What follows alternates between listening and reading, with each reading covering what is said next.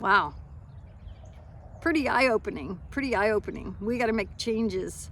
100 years from now, they're going to look back and they're going to be like, what the heck happened to that generation? So many people died early. So many people were fat and huge and obese and so sick. What happened to that generation?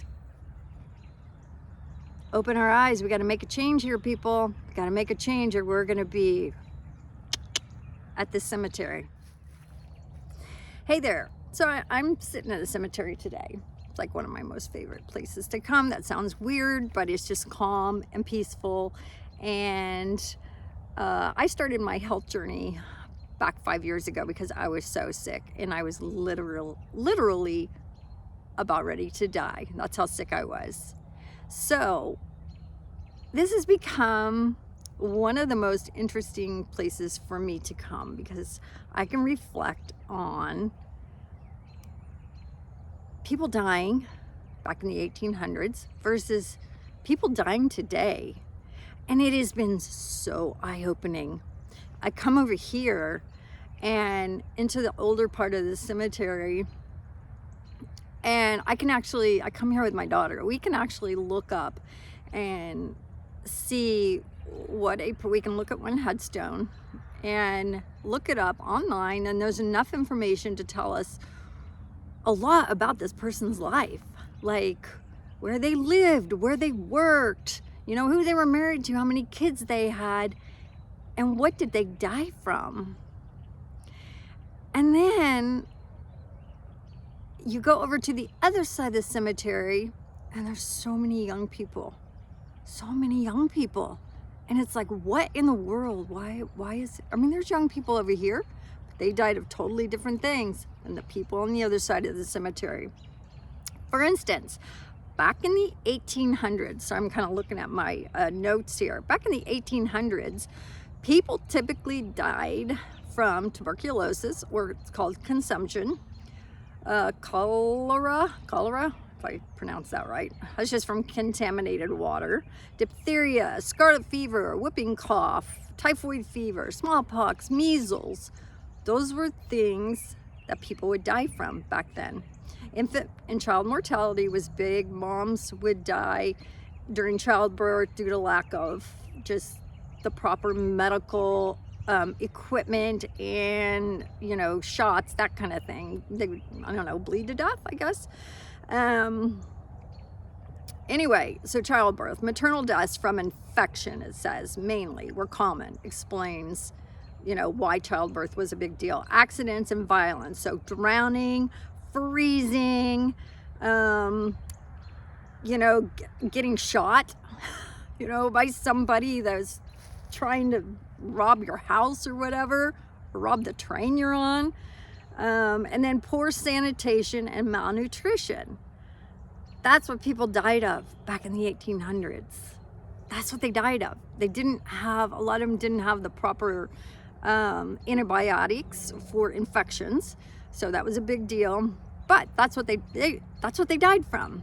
So then we move on to the 1900s. So the 1900s towards the 1950s. Again, it was infectious diseases, childhood illnesses like diphtheria, measles, blah, blah, blah.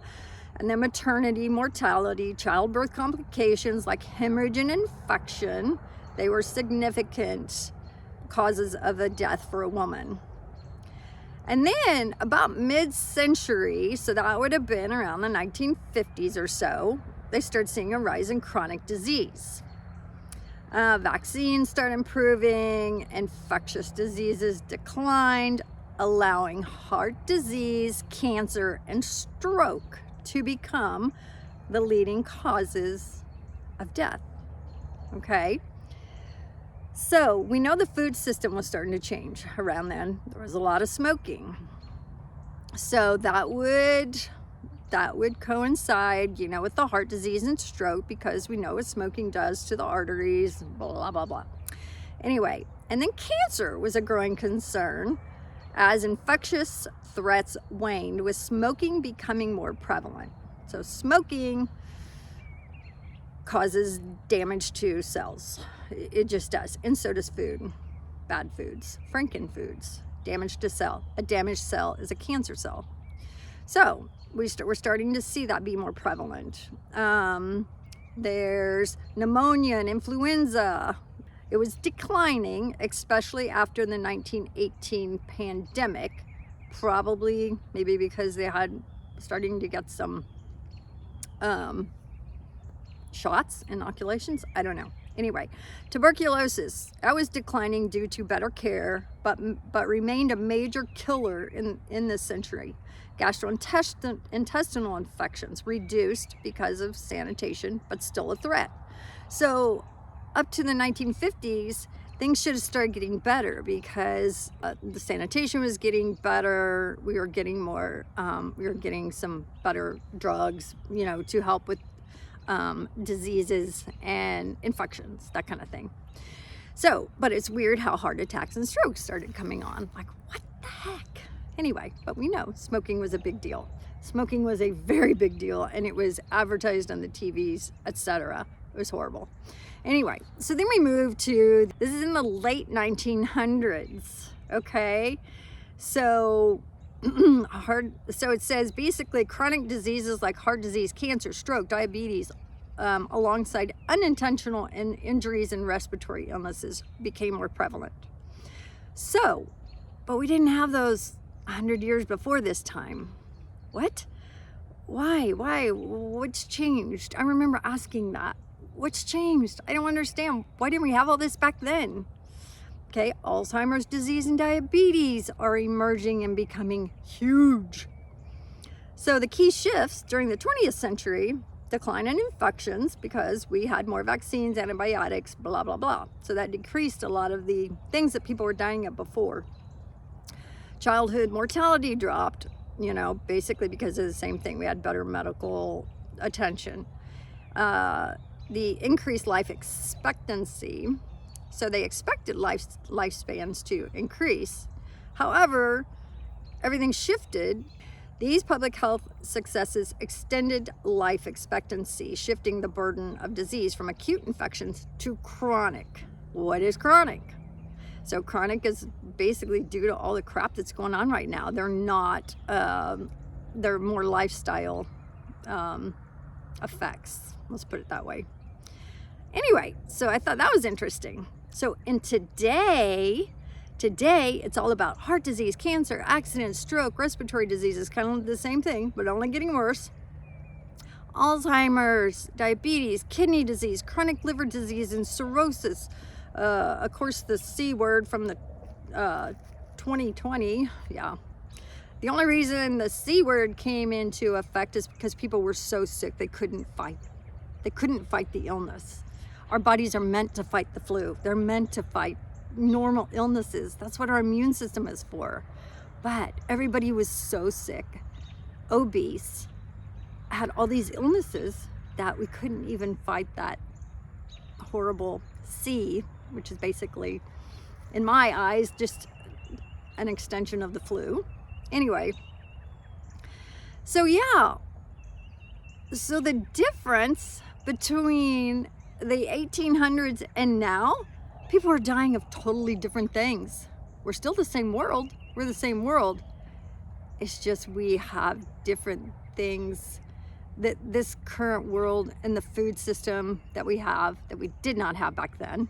We have all the medical, the amazing medical, what do I want to say, the vaccines and the antibiotics and all that.